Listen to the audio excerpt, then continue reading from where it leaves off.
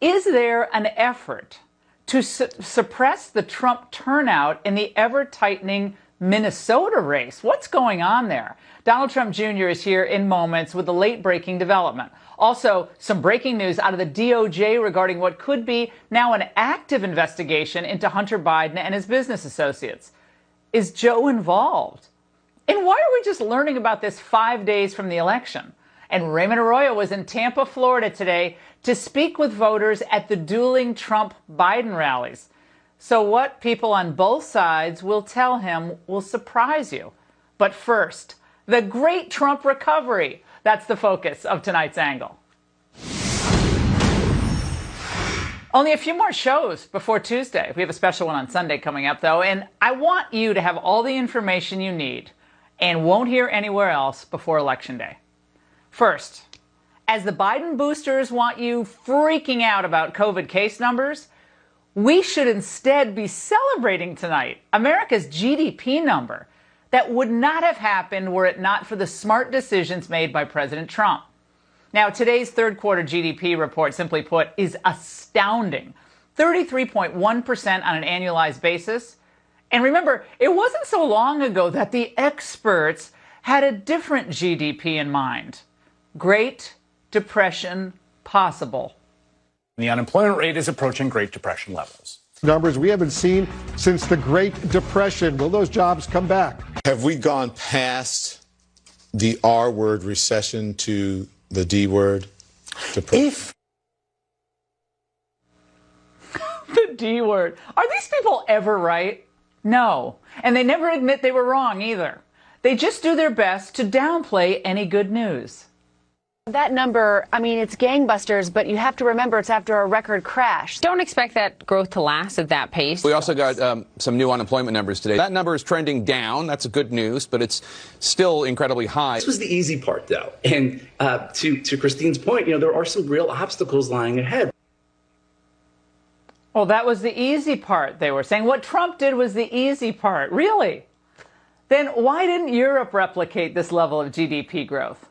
Now, if President Trump's stewardship of our economy was so obvious, why is it that every other country in the G7 is doing much worse?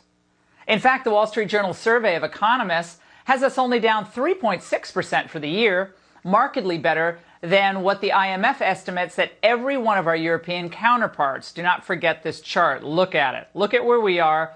Look at where Italy is. Look at where even Germany is compared to us. You're not going to see that chart anywhere else on television. Now, remember, these countries all stayed down, locked down longer than we did, and they all do contact tracking and tracing. And they all have mask mandates. They blew up their economies with these long lockdowns, and yet their cases still exploded.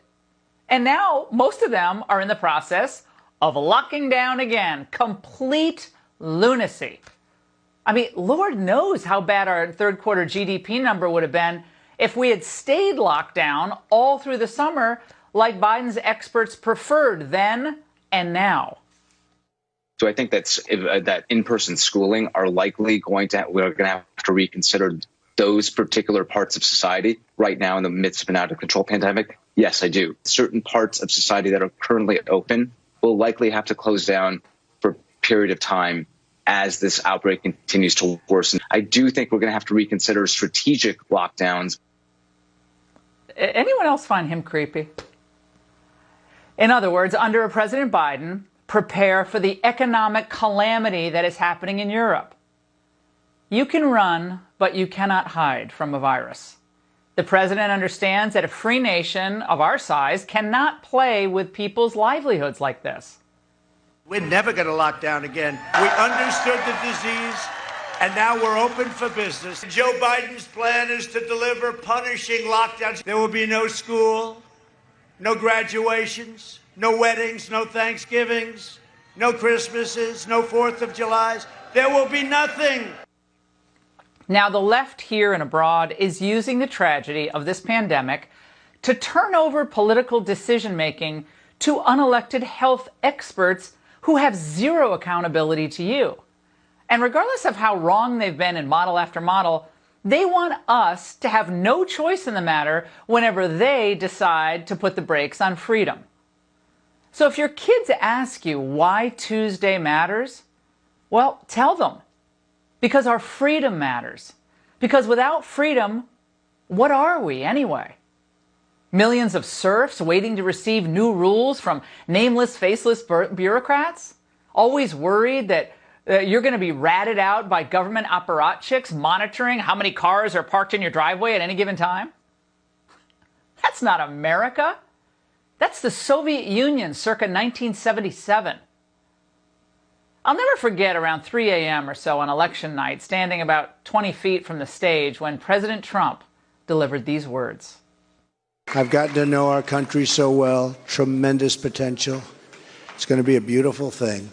Every single American will have the opportunity to realize his or her fullest potential. The forgotten men and women of our country will be forgotten no longer. Forgotten, not more. And he meant it. Along with tax cuts and deregulation, he cracked down on illegal immigration and took on the trade abuses of China.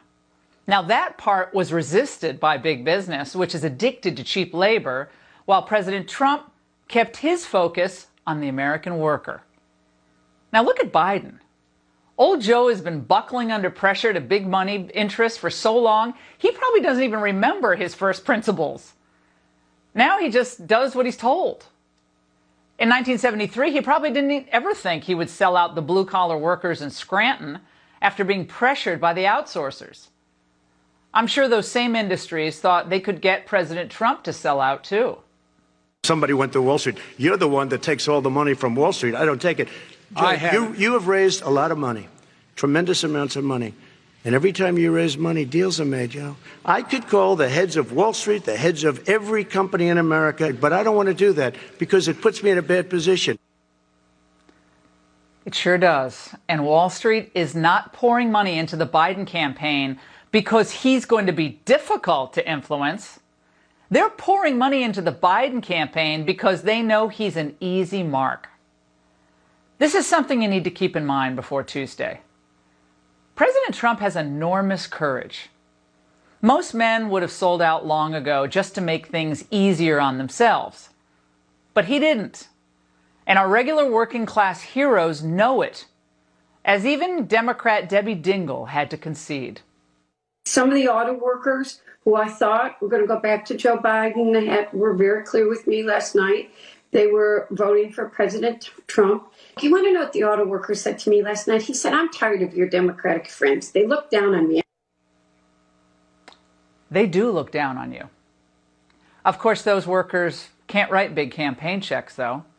But the president did the right thing, which ended up increasing median household income by more than $6,000. Amazing. Which brings us all back to Joe's running mate, COVID. President Trump, having seen what a media superstar Dr. Fauci had become, he could have just let Fauci decide everything, from when it's safe to get on a train to when your kid can play t-ball again. The media would have loved that, all those daily COVID briefings, all the talk of shared sacrifice, as they headed off to the Hamptons to blow off steam on the weekend.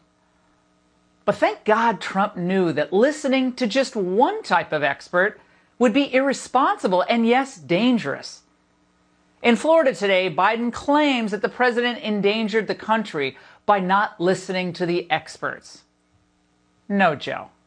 Trump likely saved us by resisting their unproven strategies that somehow, some way, always lead to more power for them and less freedom for us.